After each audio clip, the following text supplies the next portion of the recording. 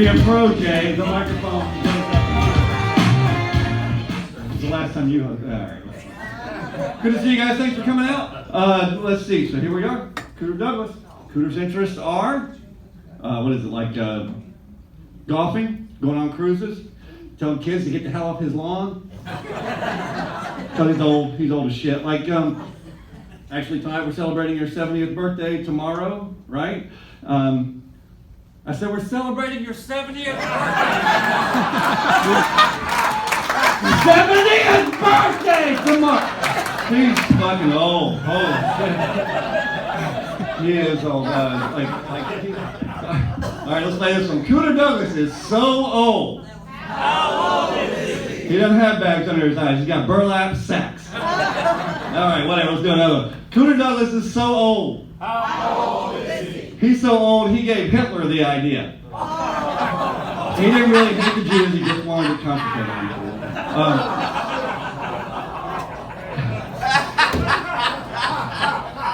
Cooter Dougles is so old. How old is he? For a while, he was a distance runner. He was the one trying to chase down Harriet Tubman.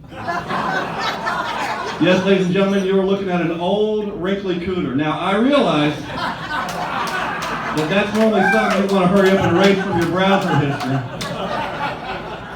And yet, that's what sits here before you today. Yeah, he is old. Not as old as his jokes, but old nonetheless. Speaking of old jokes, Roland J. Moore is here tonight, ladies and gentlemen.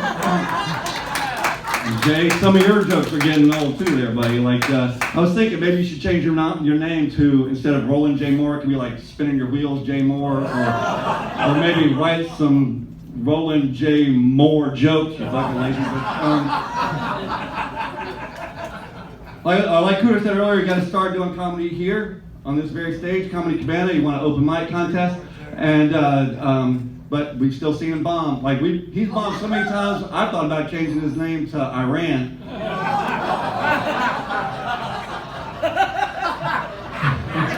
But after winning the contest, Cooter has become like the perfect example of a person who's been given a huge break and done absolutely nothing with it.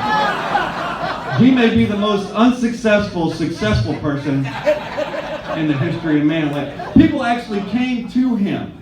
Jeff and Christine came to him and said, "Hey, look, come get on our stage more than any person has ever done in history of this club. And then and go out and write a whole act and go make a comedy career for yourself." And Cooter was like, "Can I just do the same old shit and make $150 a weekend?"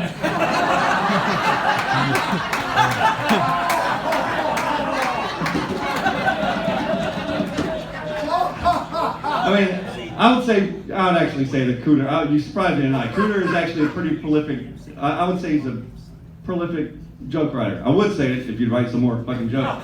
But, like, he hasn't written jokes in a long time, or in a coon's age, as he would say, because he's a racist. A little bit racist, but, when's the last time we wrote a joke? When Thomas Jefferson was in office? But anyway, so yeah, but I will say this, at least the jokes that you write, you do perform, or the jokes you perform, you do write those. Unlike a guy named Al Yance, who he was talking about. Al Yance, you guys actually should go see Al Yance, because I'll tell you why, because it's so much more efficient. Like, instead of having to watch all the comedians who have written and perfected those jokes, you can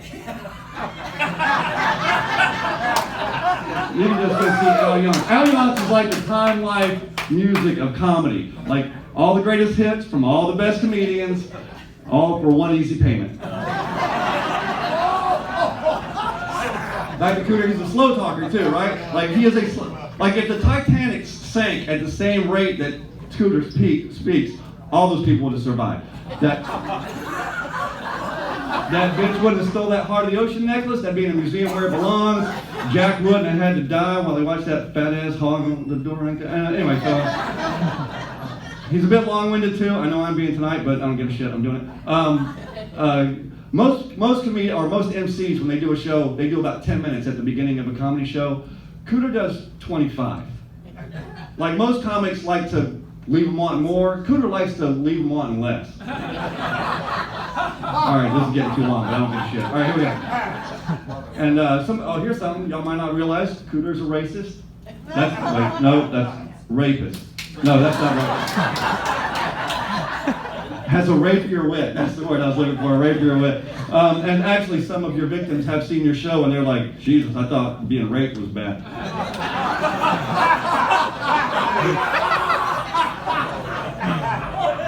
Also, you're a little dumb sometimes. You are a little dumb. He's like, you're almost like retarded. Like, speaking of retarded, Dale Jones is here tonight, ladies and gentlemen.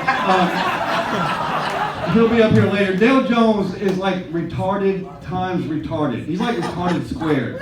Like, retarded kids look at Dale Jones and go, man, I dodged a bullet on that one, didn't I? Woo!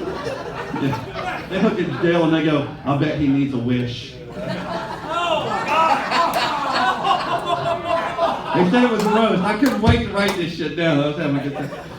Yeah, but anyway, where are we? Oh, yeah. Oh, here's one. Another one. Kind of dumb. Cooter has said that he once dated a little girl out of Charlotte, North Carolina, whose body was hard as algebra, which either means that Cooter's dumb or her body wasn't very hard, because algebra is easy. I mean, it's not like that other math where you got to use the letters and the numbers. That shit is hard.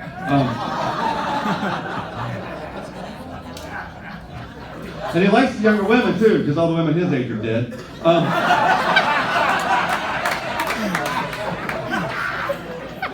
He's a veteran too. He made it to captain in the Confederate Army.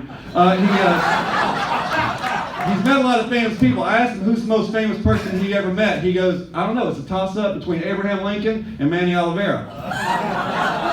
Thomas will like that one maybe a little bit. He's old.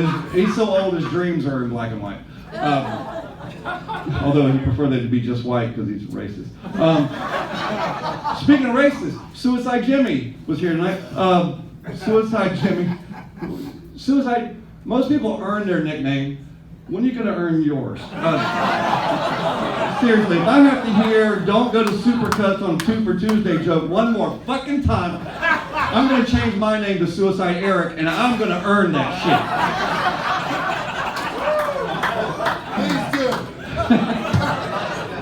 I'm almost there. Cooter plays a lot of golf. He's outside a lot. He's very tan. So tomorrow, Cooter turns 70. His skin turns 90. And Cooter smells bad. Not you, but okay, yeah, you do too. But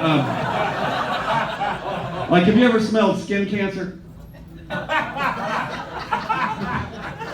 Cooter smells like stage 4 skin cancer. No, nothing on that one. All right, actually, I was once sitting next to him on one of those horse and buggy rides in Charleston, South Carolina. And we've just been seeing those rainbow houses and all. And while we're sitting there, suddenly this horrible smell just kind of got hung up in the top of that buggy. And the guy sitting next to me nudged me and says, hey, excuse me, sir, did that guy just fart? I was like, hell no, man, he smells like that shit all the time. Embarrassed me to death, y'all. Anyway, no, I just want to say, Cooter, I love you to death. You're a stand-up guy. You're a very funny dude. I'm glad to know you, and I hope that you get to remember this night for the rest of your life. You probably won't because of the Alzheimer's, but I hope you do. Much love, buddy. Take care.